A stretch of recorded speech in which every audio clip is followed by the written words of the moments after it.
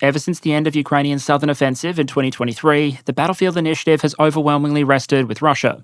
Since that point, Russia has often been grinding forward, tree line by tree line, block by block. And as Ukraine has searched for various countermeasures to Russia's attrition and fires-led strategy, it now appears in the August of 2024 that the Ukrainian General Staff may have decided to roll the dice again on something that worked reasonably well back in 2022. First, pick an area of the Russian defensive line that is relatively lightly manned and preferably commanded by General Lapin. Then prepare very, very quietly before punching some elite mobile formations straight through. In 2022, that was the Kharkiv front. In 2024, the Russian region of Kursk. And at time of recording, after about a week of active combat operations, Ukrainian forces are now believed to control, depending on who you ask, between 28 and more than 80 Russian settlements and 400 to more than 1,100 square kilometres of territory. At the higher end, that would suggest that Ukraine, in less than 2 weeks of offensive operations, has managed to take more territory than Russia has gained through the entirety of 2024, according to War Mapper estimates. Obviously, in a war like this, terrain isn't everything, but you can't deny it's been a pretty dramatic period. Even as the operation continues, however, the questions only seem to be mounting. How on earth did this happen? Why was the operation launched? What can it tell us about the state of the Russian and Ukrainian militaries in 2024, and what might happen next? Even by the standards of other events we tend to talk about in Ukraine, this one is particularly dynamic and covered in uncertainty. Not just because things are moving quickly, but also because there are a lot of active disinformation efforts. But with the eyes of the world now on Ukraine's foothold in Russia proper, today I thought it was time for us to talk about it. To do that, I am going to play around with the normal order of these presentations a bit. We'll start with areas where we know a little bit more and can have a greater degree of confidence, the background to the operation, how it appears to have been prepared and executed, and what it can tell us about warfare in Ukraine in 2024. Then we'll move into areas that are very important, but also more speculative. How is this likely to impact Ukraine and Russia? What were the objectives of the operation? And what's likely to happen next? But before we jump into discussing Ukraine's great cross-border road trip of 2024, a quick word from a sponsor. And today that means welcoming back my VPN of choice and long-term supporters of the channel, Private Internet Access. Despite some admittedly very rough edges, I think the internet's generally a pretty amazing thing. You can access everything from videos and entertainment to the kind of intelligence imagery that would have had analysts back in the 1960s green with envy. But it's not a perfect environment and can come with things like privacy concerns. Often when it comes to managing risk, the best approach is to layer different tools, protections and mitigations. An armoured vehicle crew is still going to try to avoid being detected or hit by an opposing weapon system, but you still add the armour because if and when you're hit, you'd rather it be a bad day than a very bad day. When it comes to protecting your privacy online, a VPN might be able to act as just one of those defensive layers, along with things like strong passwords and a healthy suspicion of anyone claiming you've just won the lottery or something. With a click, a VPN can allow you to reroute your internet traffic, change your publicly perceived IP address, and also potentially shift how your traffic is logged, because Private Internet Access claims to have a long-standing no-logs policy that's been audited and court-tested. Go to Connect and you'll see they have servers in more than 90 countries across the world, which to an extent might give you some control over the version of the internet you see. Private Internet Access also stresses that it's available cross-platform, compatible with a range of streaming services, and, very usefully for me, a single subscription allows you to cover an unlimited number of devices. So if you are interested, there will be a link in the description which will give you access to an 83% discount on a 2-year subscription, plus 4 bonus months, protected by a 30-day money-back guarantee, covering an unlimited number of devices. And so with my thanks to Private Internet Access as always, let's get back to it. Okay, so a quick bit of background first to this operation and previous Ukrainian cross-border operations in general. As you probably know, if you've been following this channel for a while, 2024 has probably been the hardest period of the conflict for Ukraine. Delayed mobilization and aid decisions have put Ukrainian forces in a period of vulnerability that Russia has been trying to capitalize on. And that's manifested in continuous grinding Russian positional gains in a number of locations, particularly in the Donbass. And make no mistake, fighting in that region, particularly towards objectives like Pokrovsk, continues unabated. But this wouldn't be the first time we've seen a cross-border action into Russia launched in order to draw attention away from another major action. On at least 2 major occasions in 2023 and another earlier in 2024, we've seen units made up of Russians serving alongside the Ukrainians, groups like the Russian Volunteer Corps and Freedom of Russia Legion, launch raids into Russian territory, sometimes temporarily occupying a number of small settlements. These were small unit actions occupying at most tiny strips of territory in the Belgorod region. You can see Deep State Map's evaluation of the June 2023 raid on the right there. Contrast that to the August 2024 offensive, and you may as well be comparing a high school athletics meet to the bloody Olympics. The recent Ukrainian offensive has targeted a different region, been on a much larger scale, and marked a significant change from previous actions where it had been Russians fighting alongside the Ukrainians actually going over the border. This allowed everyone, both Moscow and Kyiv, to maintain the convenient fig leaf that Ukraine wasn't invading Russia, this was just Russians invading Russia, something which apparently everyone, including the Kremlin, was rather more comfortable with. In the August of 2024, however, the Russian border guards have encountered a very different opponent. For the first time, Ukraine has officially sent regular Ukrainian military brigades across the Russian border. That's meant that this operation can benefit from a lot more firepower and a lot more manpower than previous efforts. And it's also meant that Ukraine has been able to bring together some units with experience in rapid breakthrough and exploitation operations, specifically Kharkiv in 2022, to spearhead a rapid breakthrough and exploitation operation in 2024. And to kick off the discussion about this Ukrainian special military operation, I want to start by looking at some of the preparation that likely went into it to ask a fairly confronting question. How, on a modern battlefield saturated with drones, satellites, and sensors of all kinds, did the Russian command manage to miss the preparation for a multi-brigade mechanised offensive?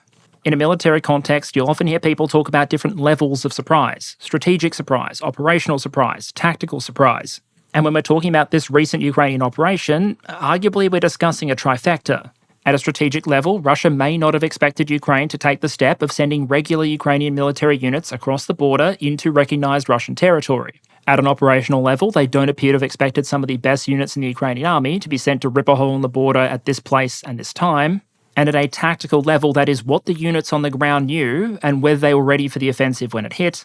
The state of readiness in some cases appears to have been less guns pointed in direction of enemy and more pants round ankles. But given just how remarkable that would be if it were true on a modern transparent battlefield, I do think we need to unpack it a bit to try and determine if surprise really was achieved, and if so, how.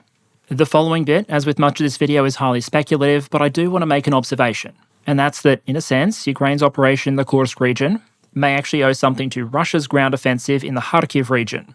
Remember, back in May, Russia launched an offensive that has a number of parallels to what we're currently seeing from the Ukrainians now. Russia concentrated some forces on what up to that point was a relatively quiet, relatively static area of the front, and then launched a cross-border incursion that appears to have achieved at least a degree of surprise, diverted Ukrainian resources, taken a number of positions, and ostensibly, according to Vladimir Putin, was intended to carve out a kind of security buffer zone.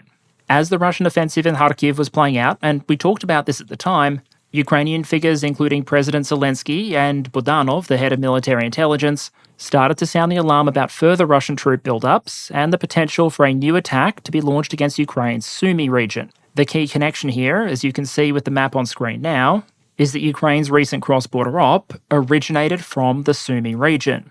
The possible observation here is that Russia may have believed that Ukraine was genuinely rattled by the Kharkiv operation, was genuinely concerned there may be an offensive in Sumy. After all, why else would they evacuate civilians from the area and talk so loudly about the prospect? And that, as a result, if Ukraine did move troops or other military assets to the region, or took a range of other measures that might indicate offensive military preparations, then maybe they weren't actually preparing an offensive, they were just manifesting their own anxieties and preparing to defend against a Russian attack that may or may not ever come.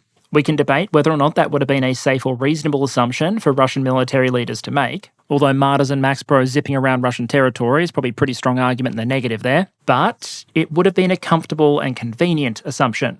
And there are many, many times throughout history where we've seen leaders gravitate towards believing what they wanted to believe, even if the evidence suggested otherwise.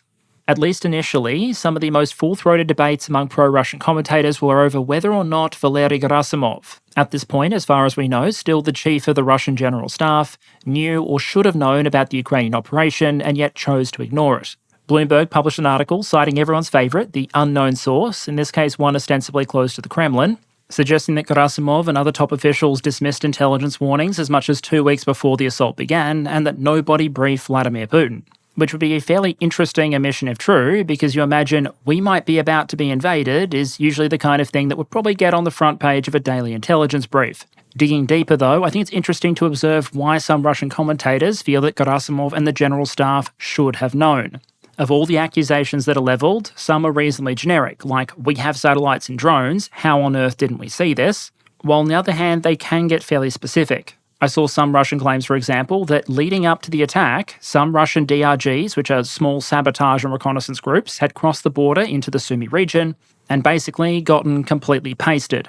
The argument they advanced is that the reason those groups suffered enormous casualties and failed to return is because instead of running into an ordinary Ukrainian defence, they ran straight into the teeth of elite Ukrainian units preparing for the offensive, and that in that sense, the absence of news should have been proof that something was up. The problem, I think, with putting too much stock in that argument is that, as far as we know, DRGs seem to try and cross the front line an awful lot and die almost as often. If you go back through Russian and Ukrainian reports, you will see a steady cadence of them claiming to discover and destroy each other's DRGs. In other words, it's possible Russia was getting reconnaissance data suggesting the Ukrainians were preparing for something, but losing a bunch of sabotage and reconnaissance troops wouldn't be proof of that. It's just kind of what sabotage and reconnaissance troops tend to do. It also implicitly takes away from what appear to have been extensive Ukrainian efforts to conceal this offensive until the moment it was launched. So far, it looks like a lot of the planning may have been done by a select group of officers, with others only being told at the last moment. One Ukrainian brigade commander reportedly indicates that a lot of the officers involved were only told their units were going to be moving into Russia about 3 days before the attack. Rank-and-file soldiers learned only the day before. And more than that, while some of the heavier units to be involved were already in the Sumy region near the border before the attack was launched, without going into too much detail, it does seem like some units and specialised assets were only moved into place at the last possible moment. In that sense, it's possible Russia may not have spotted all the elements of an upcoming offensive because they weren't all there. Ukraine's allies have also been quick to insist that they were not told before the offensive was launched. Now, of course, it is always possible that reality doesn't match the public statements, and that instead this is just a case of Ukraine's allies proving that they ain't no snitches. But a key potential advantage of not telling allies in advance, much as not telling officers and men who didn't strictly need to know in advance, is that the probability of a leak or something being picked up by Russian intelligence would have been diminished. It's worth noting just how much of a difference in approach that represents compared to the way Ukraine handled preparations for its 2023 offensive. When you're publishing Hollywood standard trailers to build hype for your upcoming military operation, it might possibly clue your opponent in to the fact that something's about to happen. Ultimately, as with other elements of this operation, there's a lot about the preparation and the intelligence efforts that we just can't know. Was this a case of excellent Ukrainian deception, counterintelligence and camouflage work, for example, or just a stunning Russian intelligence failure? My instinct is to say these things are seldom monocausal, and it's probably a little bit of columns A, B and C. But I would suggest that leading into the operation itself, there is one thing we can say with relative confidence. When Ukrainian units started to roll across the state border, the Russians were not ready. Which brings us to the operation itself, which kicked off August 6th. As far as we can tell, the force composition picture here looked very different than at other points along the front. When prosecuting its offensives within Ukrainian territory, Russia relies primarily on contract soldiers, who, especially in recent months, are being offered higher and higher enlistment bonuses in order to sign on the bottom line. But on the Russian side of the internationally recognised border in the Kursk region, the Russian force looked somewhat more diverse. There were regular military units in the region to be sure, but there was also a mixture of border troops and FSB units, Russian conscripts, meaning specifically those often teenage personnel who'd been called up for their compulsory 1 year in the Russian military, but who, Vladimir Putin had promised, wouldn't be used for active combat operations in Ukraine. There were also a number of everyone's favourite TikTok warriors, the Chechen Akhmat units. The presence of young conscript troops on this part of the front is in many ways particularly notable. Even though the official Russian government promise, which was to only use these teenagers on Russian territory, would technically, in the view of Russian law, allow them to be used in places like Donetsk, Zaporizhia, Kherson or Luhansk, those parts of Ukraine that the Russian government claims to have annexed into Russia proper. So far, at least for the most part, Moscow has broadly stuck to the international definition of what Russia is and isn't when it comes to deploying conscripts. That's kept casualties for these young impresees low so far, but it also meant most of these troops probably had less combat experience than your average paramedic. The Ukrainian force, by contrast, also appears to have been a bit of a mixed bag, but with some very sharp edges. You had Territorial Defence Forces, SBU, paratroopers, motorised and mechanised infantry, with some tank engineering and SPG and MRL support. It's also clear the force had at least some short and medium-range air defence systems at its disposal. We've seen both Buk and Tunguska. To give an estimated sense of scale, in a recent interview, a German officer, Major General Dr. Christian Freuding, estimated that Ukrainian offensive force at between 4,000 and 6,000 personnel, supported by a further 2,000 to 4,000 troops in supporting elements stationed in Sumy. Although it needs to be said, those figures have probably changed by this point. Just looking at the units involved, I think it becomes clear very quickly that even if the quality level was variable, there were some very elite units present. The 80th Separate Air Assault Brigade, for example, is a pre-war formation with a strong record. They were involved in the Kursk Offensive 2022, and so presumably know a few things about just jumping in MRAPs, thunder running straight through Russian defences and taking a bunch of territory quickly. But more recently, they'd reportedly been reconstituting themselves after hard fighting at the front. Only last month, there'd been a very high-profile and controversial change in the unit's leadership, and their combat readiness was unknown. Or at least it was, until the days that followed. As far as the initial engagements go, initial Russian reporting suggested relatively small actions. The first we heard from the Russian Ministry of Defense on day one was that 300 Ukrainian troops of the 22nd Separate Mechanized Brigade with around 30 armoured vehicles had crossed the border. Gerasimov would then update that figure to around 1,000 troops later on the 7th. But even if we can't be sure how many Ukrainians participated right at the start, it's clear the operation became relatively large relatively quickly, with airborne, mechanised and motorised infantry all operating alongside specialised resources, including drone teams. Because the Ukrainians are still maintaining fairly tight operational security, most of our understanding of what probably happened in the first few days is still very heavily weighted towards Russian sources. They complain that right at the beginning of the Ukrainian offensive, there was a massive electronic warfare effort. To quote one online Russian commentator, who should be taken with a grain of salt, quote, "They discovered the main frequencies of our border radio communication networks, UAV control frequencies, and prepared powerful jammers that crushed our communications and seriously cut down the work of our Lancet-type UAVs," end quote. Just based on what we've observed in terms of the photo and video that have come out, I'd suggest it probably wasn't that extreme.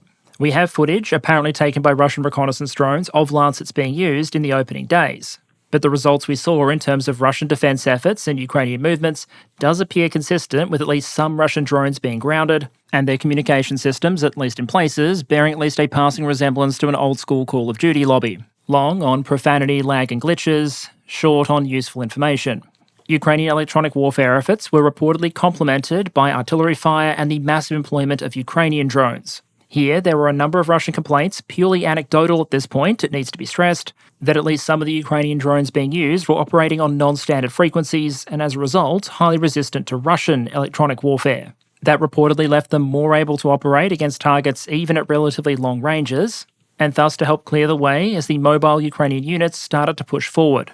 Now, while this section of the front had long been relatively quiet, that doesn't mean it wasn't fortified. The Russian defences facing Sumy were obviously nowhere near as deep or as formidable as the Surovikin line that had held off the Ukrainian 2023 offensive in Zaporizhia. But as shown by the work of open-source imagery analysts like Brady Afric, whose work I'll link in the description, there were at least 2 lines of Russian defences facing the Ukrainian positions that were significant enough to be visible from space. However, fortifications alone don't hold back attacks. Defended fortifications do. And in this case, it seems like the Ukrainians sliced through relatively quickly.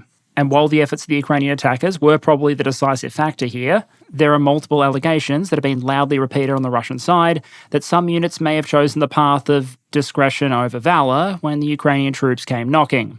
Some of these specific allegations include claims that the Akhmat units, remembering these are Chechen units, either special forces or special forces, depending on your evaluation, who are famous or infamous for often having the best in Gucci gear and a prolific social media game, basically decided to rack off or cut a deal when the shooting started and leave the conscripts and border guards to their fate. For his part, the commander of the Akhmat units in question has reportedly come up with a very different narrative, one in which his troops did go to fight when everything went down, but somehow missed the Ukrainians. And I don't mean fired on inaccurately, I mean his claim seems to be that his unit did not notice the columns of Ukrainian armoured vehicles advancing across the border down the few available roads. I'm not sure whether that's meant to be more or less embarrassing than following the ancient Russian tradition of hiding behind conscripts, but whatever the case may be, it does appear that in those opening days, some Russian units chose to surrender in whole or part, or to withdraw, rather than die in place. In any case, the door was open and the armour rolled. A lot of what we've seen even of the opening days comes from either Russian drone footage or stuff taken by civilians. They gave us a picture, for the most part, of a relatively light mechanised and motorised Ukrainian force. We saw a lot of MRAPs, strikers, which are associated with the 80th, among other units, some mine-clearing and engineering vehicles, and the occasional tank. As far as the Russian response goes, I think the available evidence suggests that, at least in places, surprise and shock persisted well past the initial attack. That manifested in a number of features that haven't really been common to the fighting we've seen in 2024 to date.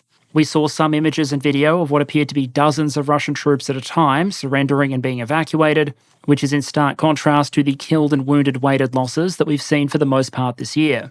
To put some of these cases into perspective, according to the famously reliable official claims of the Russian Ministry of Defense, over the 28-day period running 6 July to 2nd August 2024, the Russian MOD claims to have inflicted around 54,000 personnel losses on the Ukrainian military, but only taken around 200 prisoners. Numbers Ukraine has likely already vastly exceeded thanks to this operation. And there's a broader observation to make here about the probable dynamic during those opening days. There appears to have been a significant degree of confusion on the Russian side as to where exactly the Ukrainians were and what exactly was going on. And while we obviously can't know that for certain, there are a couple of observations I think that point in that general direction.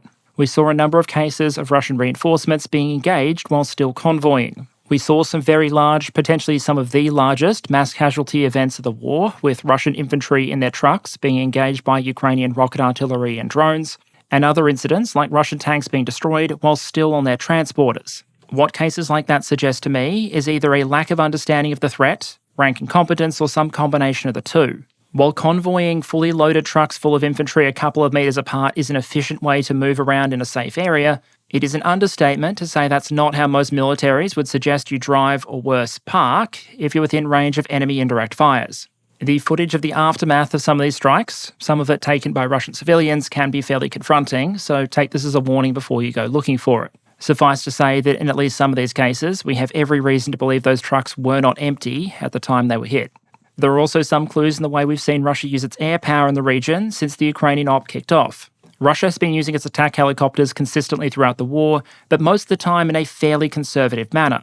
Whenever Ukraine has attempted an offensive or a breakthrough, however, we've often seen, in accordance with Russian doctrine, the attack helicopters rush to attempt to contain it. That appears to be exactly what we've seen with this offensive, but with two interesting asterisks. The first is that we've already seen 2 Russian Khamor-52 attack helicopters destroyed, with some other helicopters of different types believed potentially damaged, sometimes by FPVs, but most interestingly, according to Russian sources, in the case of at least one of those Kar-52s that was shot down, the claimed cause of loss was a short-range man-pads engagement. And we now have video apparently of that engagement appearing to show a very short-range man-pads shoot-down. If you assume the Russian helicopters were fighting the way they did in Zaporizhia, for example, that shouldn't happen.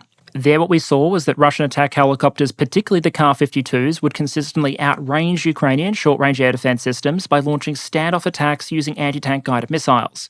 They could essentially set up at a safe distance from the Ukrainian forces and then launch standoff attacks against advancing Ukrainian armour.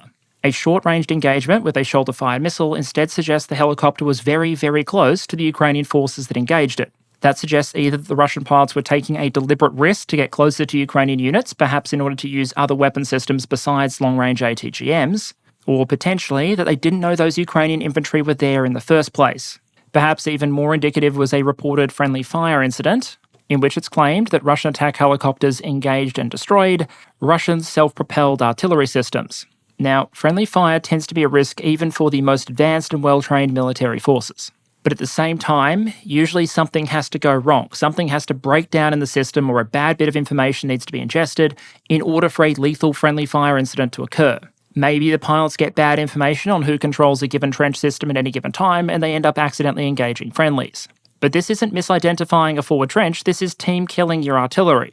On the sliding scale, it's arguably only a few steps removed from blapping a teammate at spawn. And so you have to wonder as to just how confused the situation was and how many things would have to go wrong in order for this to end up happening.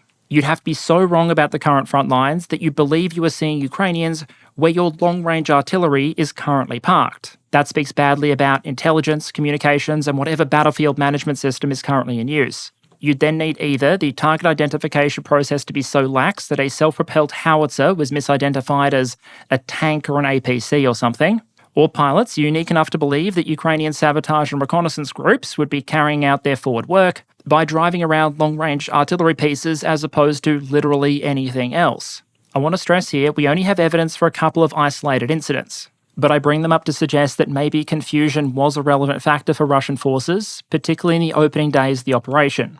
An extension on the air component point is that as the Ukrainian operation started to develop, a lot of what we saw the Russians do in an attempt to halt it, and a lot of what the Ukrainians appeared to be doing to try and screen it, leaned very heavily on things like drones, loitering munitions, rocket artillery, and tactical ballistic missiles. We have lots of visual evidence, for example, of Russian Iskanders being used against Ukrainian columns, Lancets against individual vehicles, and Ukrainian Gimlers rockets being used against Russian concentrations in turn. What we don't have, at least not yet, is visual evidence of any sort of large-scale Russian mechanized counterattack. An interesting addenda here is I recently saw extracts of a debate on Russian state TV as to whether or not Telegram should potentially be banned. And one of the counter-arguments put forward, again on Russian state TV, was that during this Ukrainian push, apparently Russians were using Telegram in order to call in Iskander strikes. Whether that's an exaggeration or not is probably difficult for us to confirm, but it does make a degree of sense that in the bizarre world of 21st century warfare, posting a set of coordinates, an image or two, and a rocket emoji might be enough to call in a rocket strike. But in most cases, you probably can't just summon up a cohesive mechanized counterpunch by spamming a bunch of tank icons on Discord or Telegram. It's the nature of the information space to abhor a vacuum, and in the absence of much reliable information, especially in the earliest days of the operation, we saw a number of wildly divergent assessments emerge. On one hand, you had Valery Gerasimov telling Putin on the 7th of August that the situation was well under control and the Ukrainians had stopped, while the Chechen Major General Alodinov literally went on social media to suggest that everyone get their popcorn ready so they could enjoy watching the Russian army inevitably destroy the Ukrainian forces. He also claimed on another occasion that the Akhmat forces had been burning everything that moves, presumably referring to Ukrainian forces rather than their own villages, one would hope, and repeatedly claimed the Ukrainian forces weren't in control of the town of Suja, which one imagines probably made it a bit difficult to explain when Ukrainian journalists started reporting from the town a little bit later on. At the other extreme end of the spectrum, you've had commentators putting forward all kinds of overly optimistic evaluations of Ukrainian territorial control and claims that Russian forces in general are simply collapsing without a fight. That's obviously demonstrably untrue, and Ukraine has taken some significant equipment losses, as well as having to fight some very hard, ugly, and not always successful engagements. Reality, as is often the case, is probably somewhere in the middle, although not in the middle. But insofar as territorial control is a useful metric, and I don't always think it is the one we should look at first, I will try and give a rough idea of where things might stand 10 days in. Various observers have tried to draw maps of territorial control, although the very concept of territorial control here is difficult. Just because you have videos of troops operating in an area doesn't necessarily mean it's under firm control. And we have seen cases of both Russian and Ukrainian units being ambushed, and sometimes taking significant losses in the process. Depending on how strict you want to be with your definitions, at time of recording, Ukraine is generally described to hold somewhere between 400 and 1,100 square kilometres of territory, with that 1,100 square kilometre figure being the most recent Ukrainian claim that I could find. In terms of settlements taken, we know that Ukraine has taken the town of Suja, and an upper and lower bound for the total number of settlements taken so far is probably somewhere between 28 and more than 80. With the 28 figure likely being incredibly conservative, given that's the one the Russian governor of the region gave about 5 days ago. Not a large amount of time ordinarily, but for this operation, nearly half its duration at time of recording. We've also seen more than a few indications that Ukraine might intend to keep pushing. Footage has recently come out from both the Ukrainian and Russian sides that a number of Russian bridges have recently been attacked or destroyed. The image you see on the right there is of the Glushkovo bridge being hit by a Ukrainian airstrike. You have to admit that's a fairly impressive achievement, given how many times the Russian MOD claims to have destroyed the Ukrainian Air Force at this point. There does appear to be the potential for strikes like this one to reduce Russian logistics in the affected regions down to the level of what smaller surviving bridges and any established pontoon bridges can support. Contrary to the statement on the right, I'm not sure I'd say the settlements in the area are isolated just because of the bridge strikes. However, it's also worth noting that Russia has reportedly ordered the evacuation of civilians from the relevant sub-region, potentially indicating a concern that Ukraine might try and widen their hold further to the west. In short, while things are a little bit difficult to assess around the edges, it's looking increasingly likely that Ukraine has been able to take more territory in less than 2 weeks than Russia has managed to take in months of grinding attritional fighting. It's probably also the case that things ain't over yet, and it remains to be seen whether the Russian General Lapin, like Sergei Shoigu before him, will end up receiving a letter of thanks from the Ukrainian government in appreciation of his contribution, for lack of a better word, to the Ukrainian war effort. But between Liman and this, some might feel there is a case to be made there. Now at this point, you might be a little sick of me continuously flagging the amount of ambiguity here and the amount of stuff we don't know. That extends to just about everything, from casualties to the units involved, to how much territory is controlled or not controlled at any given time. And so what I wanted to do was briefly explain why. Why, despite the proverbial fire hose of information, videos and photographs that we see make their way onto the internet, we actually know far, far less than some people would claim. And I want to specifically flag a couple of elements that you might want to look out for when you're trawling through all this reporting. For example, let's start with something basic: whether a particular brigade is fighting here or not, and what sort of forces have been committed. You might see prisoners taken from or drone footage posted by members of 10 different brigades, and conclude that there are tens of thousands of combat troops from those units contesting the area in question. The problem is, for a variety of reasons in Ukraine, that just doesn't work. It's very common in Ukraine, for example, on both sides, for units to be both very under strength and highly fragmented. In Ukraine, it wouldn't be unusual to find brigades that, by NATO standards, look like battalions, or companies that look like platoons. A brigade-level attack may only mean a couple of companies forward, maybe with some supporting assets. So if you're trying to get a sense of how many troops are engaged, you need to know not just the brigades in question, but also what their current manning levels are. And that's if, and it's a big if, all of the brigade is actually there. In Ukraine, it's relatively common for bits of units to be moved around to respond to pressing demands. Drone footage can then often make the process of identifying units harder as often as it makes it easier. Here, there are a range of tricks that can be used, including taking drone footage recorded by one unit and having another unit upload it in order to suggest they're somewhere they're not, filming footage at one point in time and then only strategically releasing it later on, or an absolute favourite, especially of the Russians during this Ukrainian SMO, is to take old footage and misrepresent it as new footage. Or alternately, you can take footage that's out there and simply mistag it. A final point of caution here is that when you have one side releasing a ton of information and one side releasing comparatively little, the information space can become a little bit skewed. While conditions have loosened slightly, for the most part in the early days, Ukraine was maintaining relatively tight operational security and releasing comparatively little information. By contrast, many Russian sources were taking a slightly different approach to the entire situation, as demonstrated by this Russian reporter on state TV, helpfully reporting on the movement of Russian military equipment towards the front, complete with enough potentially identifiable background features to make this as easy to geolocate as possible. I would expect the information environment will probably even up over time, but I think it's worth being aware of the potential impact this sort of skew might have on how we perceive events. Okay, so we've talked a bit about the what of this operation. Now I want to pivot to looking at the how. And not just how Ukraine has conducted it or Russia has responded to it, but also what it might tell us about war in Ukraine in 2024 and what potential lessons there might be for observing forces. One of the biggest points up front, I think, is that in order to make this happen, Ukraine has clearly put a lot of effort into integrating different effects. This wasn't just mechanised infantry charging across the border in their Strikers and MRAPs and hoping for the best. It was an operation that combined just about everything, from intelligence to electronic warfare and engineering, through to tactical, operational, and even strategic fires in order to generate the intended outcome. And just to demonstrate what I mean here, I want to quickly go through some of those elements in turn and how they appear to have been used. For example, some Russian commentators claim that Ukrainian electronic warfare was, at least initially, quite effective in degrading Russia's own drone operations as well as its communications. The extending point here is that Russia does have a number of FPVs and loitering munition designs that are more resistant than others to jamming efforts. Some can reportedly operate on frequencies that are less commonly attacked by Ukrainian EW efforts, while others incorporate visual targeting solutions, so even if the drone is jammed during the terminal phase of its approach, as long as it's been given a target before that point, it has at least some capacity to continue guiding. However, as with many types of equipment, there is often a quality v quantity trade-off, and some of the most common Russian FPVs, for example the Suraplatov VT-40, are very much all basics with very, very little bling. While there clearly were some Russian units in this region with access to more advanced reconnaissance UAVs and Lancet loitering munitions, I find it unlikely that conscript units and border guards would be getting first dibs when it comes to more advanced drones a lot of the time. So it may be, although we're still squarely in the area of speculation here, that by picking an area of the front where Ukraine could match experienced drone operators with better equipment up against less experienced drone operators who are more likely to be operating baseline equipment, there may have been scope for Ukrainian electronic warfare units to have an asymmetric impact, denying the Russian defenders the usage of a far greater proportion of their available drones than they did the Ukrainian attackers. On the flip side, some Russian sources also claim the Ukrainians hardened a lot of their unmanned systems against Russian electronic warfare prior to launching the attack. A key point here is that often in Ukraine, this is really only ever a temporary fix. If you switch over to using a new frequencies or range of frequencies for your work, it's often only a matter of time before defending electronic warfare teams figure that out and come up with a countermeasure.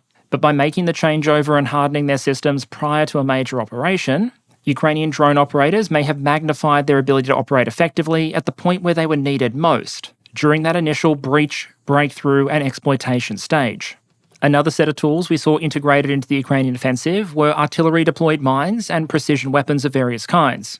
It's been reported, although not confirmed, that during the early phase of the offensive, the Ukrainians used artillery systems to deploy mines across a number of supply roads. These may have been used to accomplish at least two related functions. On one hand, delaying or explosively degrading Russian reinforcing units, particularly as most trucks don't tend to come with mine-clearing equipment as standard, and secondly, partially serve to help screen the Ukrainian advance. Scatterable mines obviously have their limitations. Chief among them is the fact that you need to use artillery shells or missiles in order to deliver them, and there's a limitation to how much area you can reasonably cover, or the density of minefield you can reasonably create. But if you're looking to just buy time or magnify shock value before the enemy can bring up clearing equipment, this would probably be an example of a fairly by-the-book usage of these systems to support an offensive action. We've also already called out the role of systems like HIMARS in interdicting Russian reinforcements, further disrupting and degrading Russian reinforcement efforts by hitting convoys well behind the lines. We've also seen the Gimlis rocket used, as many times before, as a counter-battery weapon, as demonstrated by this image of a Russian Uragan rocket artillery system, which now, courtesy of some high-velocity tungsten penetrators, appears to be sporting more holes than the Russian front line. It needs to be stressed, however, that we've also seen some examples of Russia's ability to bring in accurate, damaging, responsive fires, including on some normally quite slippery targets, like Western-designed rocket artillery systems. On a sliding scale, we've seen that take the form of everything from specialised teams operating Lancet loitering munitions, all the way up to strikes using Iskander TBMs and glide bombs deployed by the VKS. The observation here is that even though Russia may not always be able to pull together an armoured counterattack quickly, for example, aircraft and TBMs have that combination of range and speed necessary to potentially respond much faster when, to use the technical military term, shit happens. And if you want an example of how not chill the Russians have been regarding the deployment of very expensive Iskander missiles in this sort of responsive fire role, we haven't just seen them used against vehicle concentrations or particularly valuable pieces of equipment like air defense systems. We even have at least one case that appears to show the Russians firing an Iskander TBM against a single Ukrainian tank, with a very abrupt cut that, at least to my eyes, makes it difficult to determine whether the target was hit or not. Even if the Russian front line was significantly disrupted, it's clear the Russians are aware of the fact they can still potentially leverage sources of fires that are positioned further back, like the TBMs and aircraft. Part of the Ukrainian response to that threat may have been to try and integrate long-range counter-airstrikes into this operation.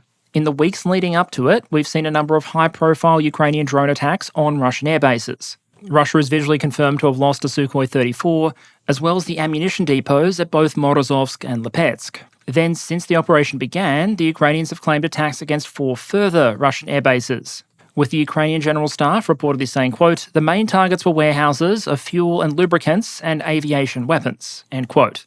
A number of normally well-informed Russian sources have indicated that some damage was done in these attacks, although we're still confirming exactly how much.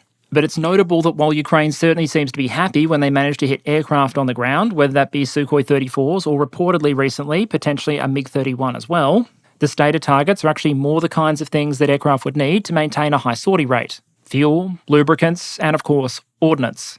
These attacks are obviously much less damaging than they probably would be if Ukraine had permission to fire long-range Western precision weapons against these targets. But at the moment, it's kind of interesting to see how this backyard counter-air campaign has been integrated into Ukrainian operational planning and strategy.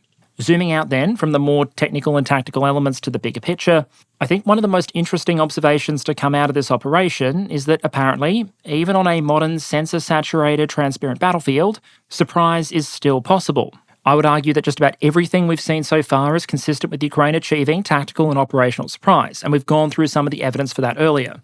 And that seems to stand in tension with some of the observations that have been being made by foreign observers as far back as 2022, where many were noting that on a drone-saturated battlefield, trying to concentrate the forces you need in order to carry out an offensive operation is incredibly difficult and incredibly dangerous. I tentatively suggest that what this most recent Ukrainian operation shows is that offensive surprise is still possible, it just requires a lot of things to come together. There may have been a very public disinformation effort to convince the Russians that the preparations here were defensive, not offensive in nature. Presumably, electronic warfare, camouflage, counter-ISR, counterintelligence, and a whole range of other relevant efforts were presumably on point, and even then, this may partly have come down to the human factor, with some on the Russian side claiming, as I noted earlier, that there were reports of Ukraine preparing to do something, but those reports being ignored. What that suggests to me is that on a battlefield like this one, in order to achieve offensive surprise, you need to do everything right. And even then, it probably helps if there are some idiots in the opposing leadership. Then, if you do achieve surprise at the tactical level, you need to continue doing everything right in order to make the most of it. That arguably represents one of the primary differences between the Russian offensive in Kharkiv and the Ukrainian offensive at Kursk. The Ukrainian operation appears to have put a lot of different pieces of the puzzle together, combined various different effects, and even then, while it's made a lot of ground and achieved a lot of effect, it's occasionally been messy, costly, and a bit of a close-run thing. That leads into a final observation about the Ukrainian military, or at least parts of the Ukrainian military in 2024. The broad contention here is that attacking is hard. It's even harder at an overall level when you have fewer troops than your opponent, less equipment than your opponent, less ammunition than your opponent, and if you're not willing or able to advance by simply systemically demolishing every defensive position in front of you, one after the other, before adopting an approach to sustained infantry and mechanised assaults not that far removed from the Death Corps of Krieg playbook. Regardless of whether at a strategic level this operation turns out to be a good idea or a bad idea, in order to make it happen, the Ukrainians needed to do this offensive the hard way, secretly accumulating local superiority in resources, combining fire and manoeuvre, and integrating various effects. The interesting observation then is after struggling to pull that off in 2023, we've just seen some Ukrainian units manage it in 2024. To quote from a piece published by the Centre for European Policy Analysis, quote, "Here's what can be said with certainty. The Ukrainian offensive operations in the Kursk Oblast demonstrate a capacity to conduct large-scale combined arms operations on Russian territory, with great speed, surprise, and violence of action." It goes on to note that the offensive reflects significant operational improvements, demonstrates better coordination between different branches of the military, and particularly the integration of artillery, armour, electronic warfare, and drone support. For my part, I'd probably suggest that things likely aren't that clear-cut, especially at the larger scale, and that the quality of Ukrainian units, like with Russian units, is highly variable across the front line. But it's clear the Ukrainian military still very much has a sharp and capable edge, capable of offensive action. And despite all of the immense attrition suffered over the last 12 months, including a lot of it suffered by some of the units involved in this particular operation, the level of demonstrated sophistication and capability may in some cases actually be higher than it was a year ago. Something which isn't really consistent with the argument sometimes advanced that at this point the Ukrainian military is nothing but a bunch of undertrained conscripts. The natural carry-on question then is probably, if Ukraine did have these sort of competent, capable units and commanders that were capable of putting together something like this, why would you choose to deploy them here and in this way, rather than using them to reinforce the front in places like the Donbass, where the Ukrainians are still under immense Russian pressure? That, I think, is still one of the hardest elements to know for sure about this entire operation. And so it might actually be better for once to tackle the problem almost in reverse. Asking first, what have some of the effects of the operation been, politically and militarily so far, and by extension, what might it have been aiming to achieve?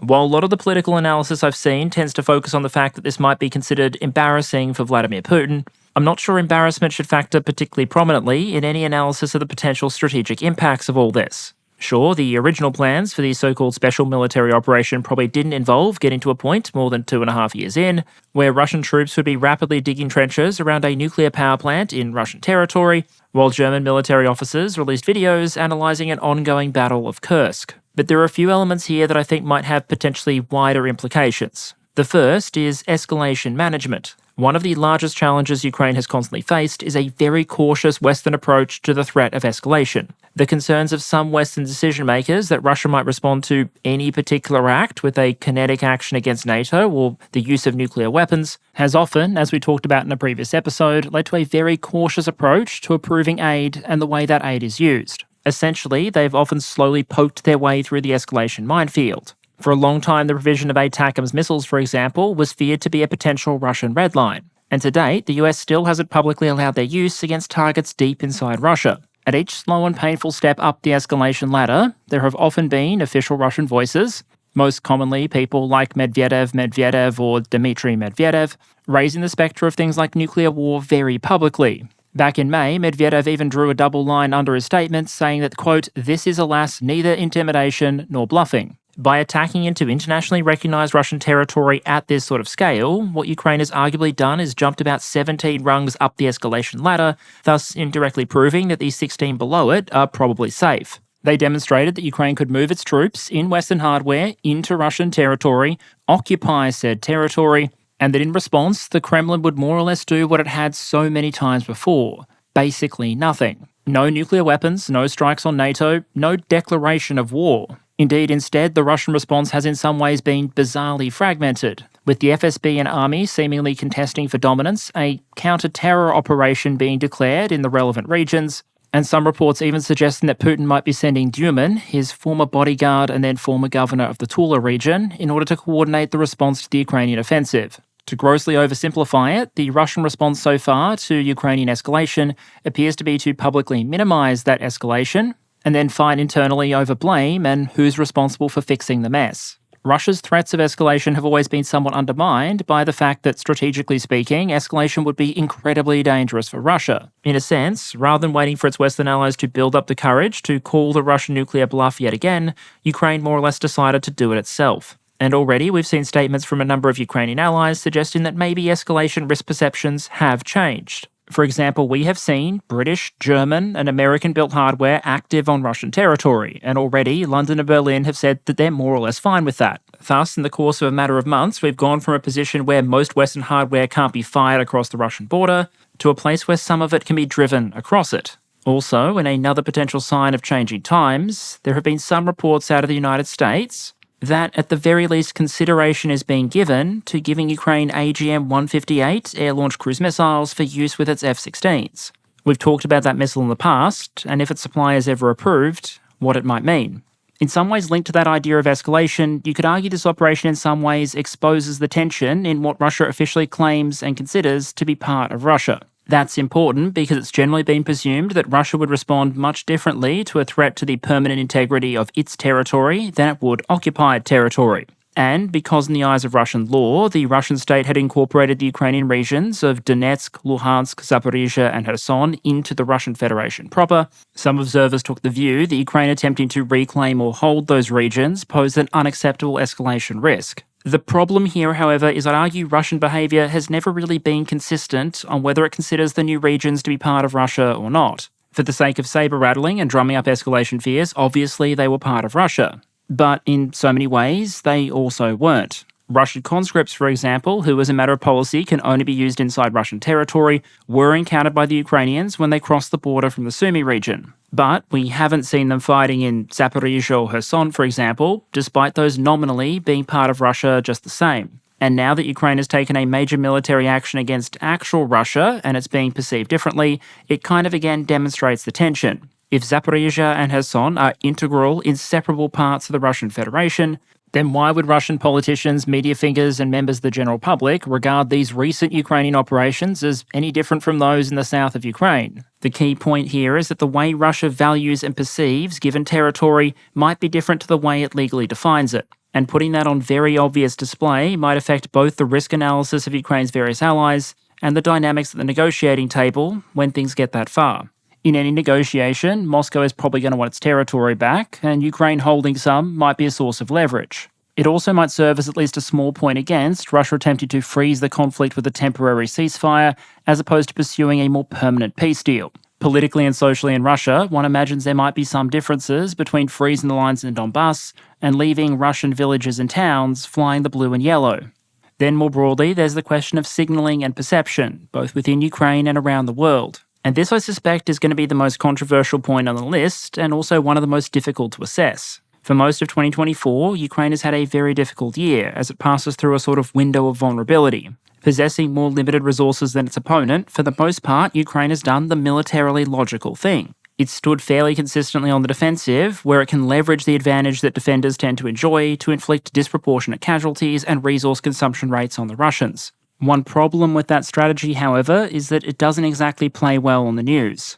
Robbo the Bricky almost certainly knows the war in Ukraine is happening, but he's probably not counting vehicles in Russian storage depots or doing the math around future ammunition deliveries and mobilization processes in his spare time.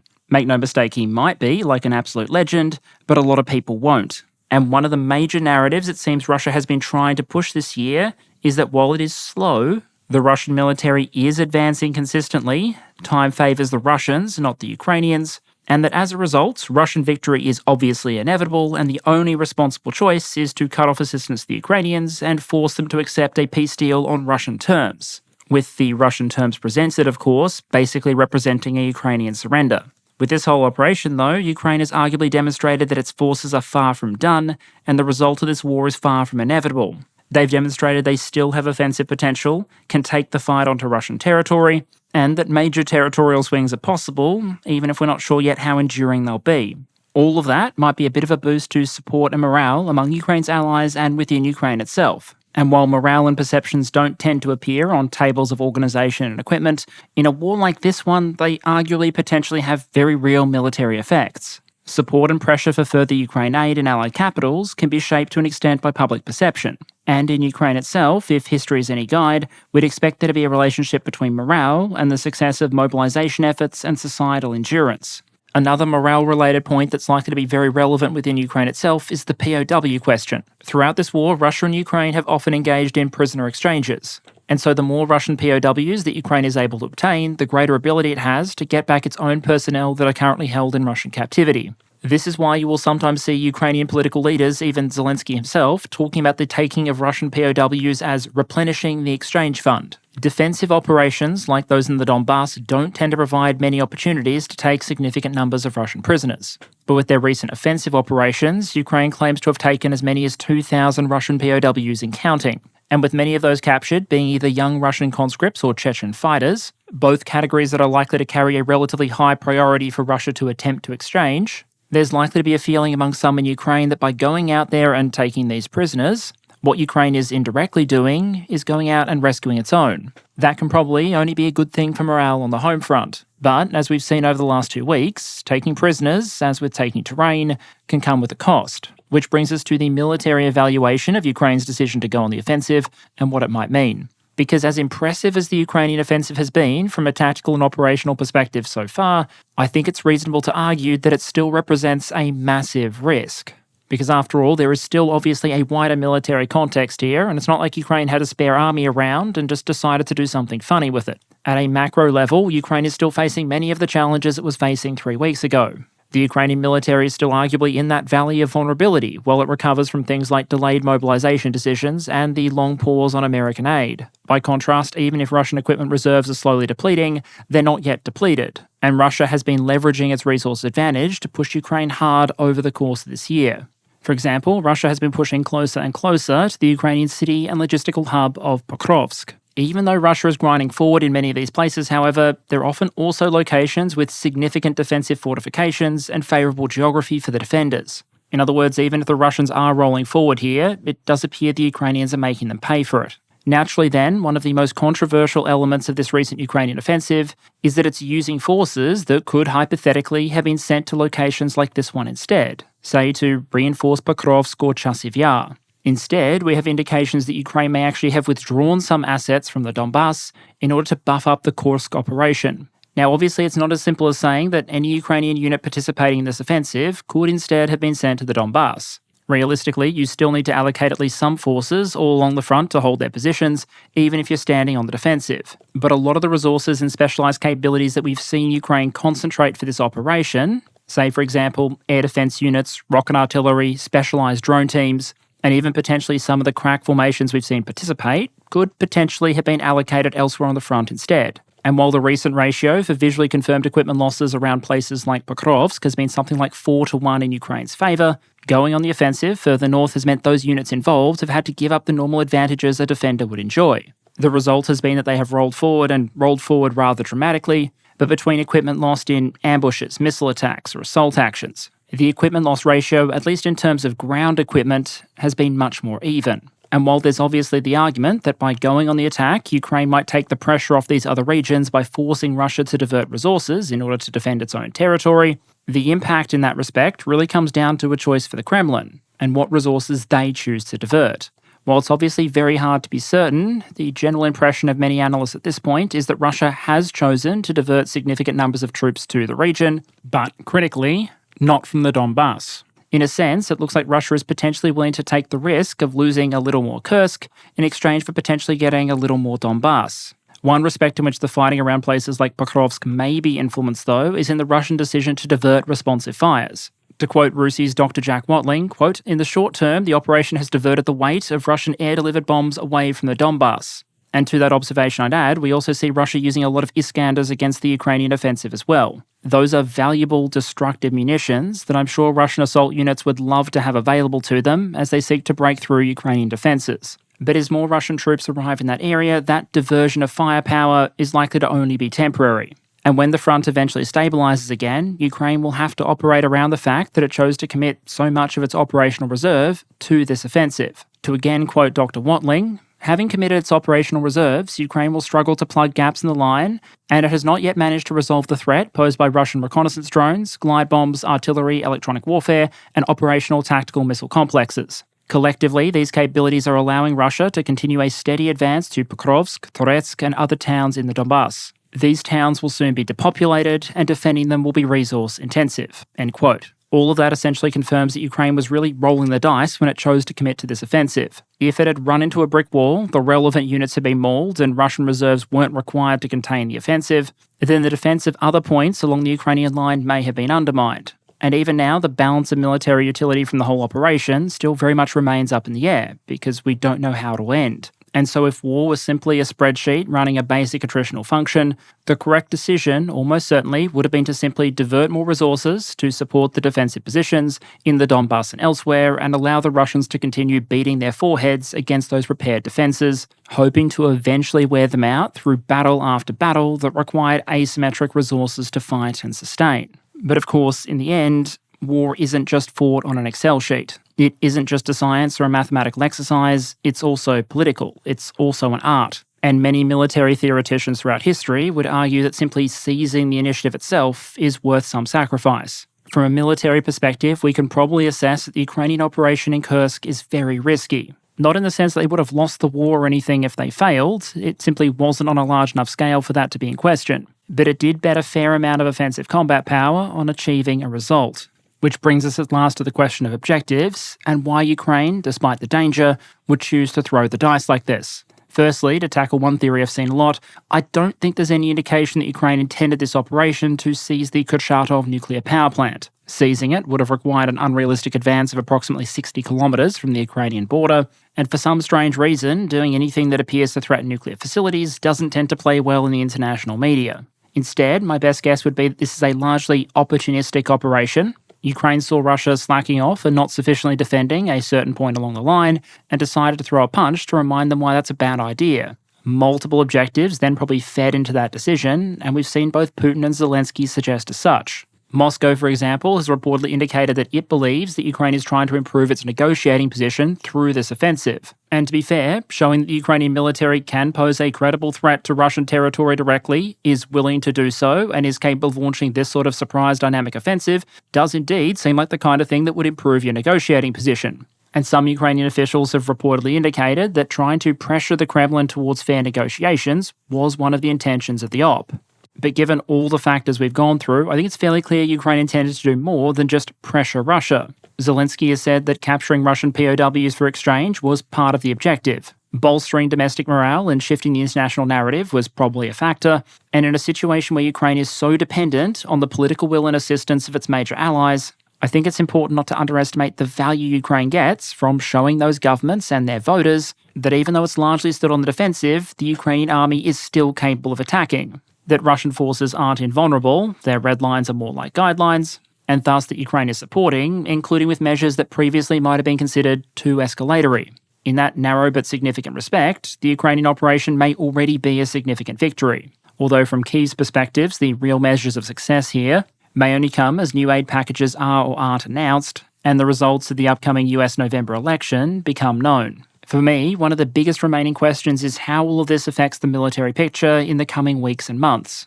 In simply operational terms, I'd argue the Ukrainian offensive so far has been rather impressive. It's involved a cost in lives and material to be sure, but it has taken territory far faster and far more cheaply than the Russian offensives we've been observing this year. But at a strategic level or over a longer timescale, assessing the likely impacts becomes more and more difficult. We don't know what units will be diverted. We don't know what the relative rates of attrition are. We don't know what the value or impact on morale on both sides will be. I've read a number of messages posted by Ukrainians operating on or near the front in Donetsk, and if there was a common theme, it would go something like this. Everything here is very difficult. Russia is pushing hard, the costs are high, and so too are the risks. but you'll also often see coders referencing Ukraine going on the offensive. To quote from one message, "We are watching the Kursk direction. We still do not understand anything, but we are watching with delight." Another view I heard expressed, which I'll translate into slightly more YouTube-friendly language, is that I'm not a general and I don't know whether this was a good idea or not, but it has been very, very funny. Morale matters for a variety of reasons because it shapes everything from recruitment to combat power to political and social will and endurance. And it's very hard to construct a scenario in which Russia achieves all of its war aims without first breaking the morale and will of the Ukrainian people. That's probably a little harder to do when you have Ukrainian troops parodying old Prigozhin videos in a captured Russian command post. Yes, that's a thing that happened. As for how enduring that morale boost will be, and whether it was worth the risk taken and resource invested, will probably ultimately come down not to how this operation began, but how it ends. So to close out then, we have to ask a final question. After everything that has happened over the last week or two, what could possibly come next? For me, this is one of the biggest question marks of the operation, and one where things are so uncertain that we probably shouldn't talk probabilities so much as just possibilities. So let me just give you 4 broad options to illustrate where Ukraine may choose to take it from here. Option 1 would be to take as much territory as possible and then dig in and attempt to hold. The logic here might be to try and trade the captured territory back to Russia during peace negotiations in exchange for Ukrainian territory or other concessions. The advantage would probably be that Russia probably wants all of actual Russia back, but the risk could be that Ukrainian units are left holding a much extended front line against a Russian force with greater available resources. Essentially, trying to hold a bunch of territory in Russia might weaken Ukrainian operations elsewhere. A step down from that then would be to try and maintain control of some Russian territory, but to partially consolidate around more defensible lines. That might mean giving up some of what's already been taken in order to shorten the line and focus defences where it makes sense to do so. This would still require more Ukrainian resources than simply going home, but probably fewer than trying to hold on to everything that has been taken or will be taken. The disadvantage would be the reduced leverage that comes from giving up some of the taken territory.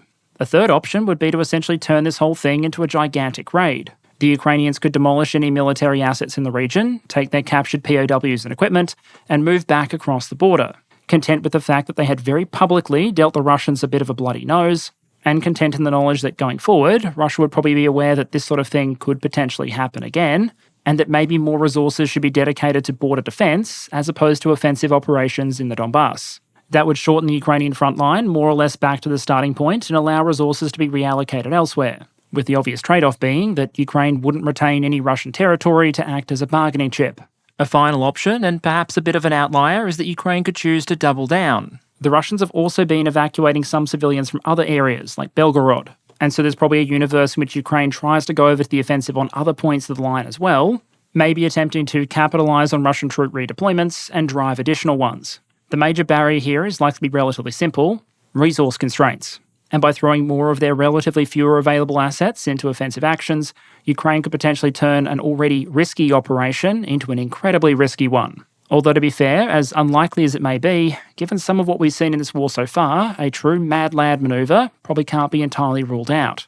The 2 big points here are that 1, at this point we just don't know what Ukraine is going to do next, and that secondly, Russia gets a vote.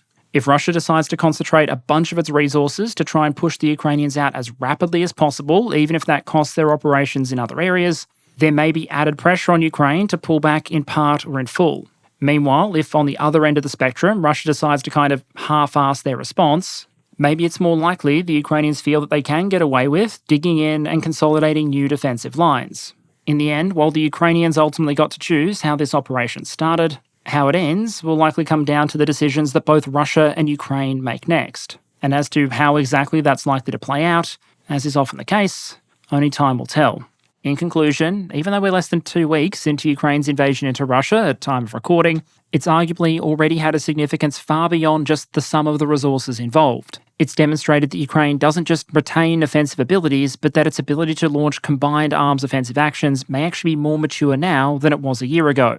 It's allowed Ukraine to take a number of Russian POWs to bolster domestic and international morale, force Russia to account for the risk of this potentially happening again in the future, while also putting aside a lot of fears about escalation management. In that sense, the operation has probably already secured its status as a bookmark in the story of the war in Ukraine, and as a potential point of study for foreign forces. But at the larger strategic, and particularly the strategic military level, I think the legacy of this operation is still very much being written. Valuable Ukrainian resources have been risked, and the long-term effects aren't yet clear. Nothing can take away from the tactical and operational successes of the first 2 weeks, but it may be months before we understand how the consequences play out in full, whether that be in the battle for the Donbass, Allied support, the force regeneration race, or the dynamics of any future negotiations. And so as the fighting continues, you can expect that going forward we'll keep a very close eye on the war, now not just in Ukraine, but also in Russia.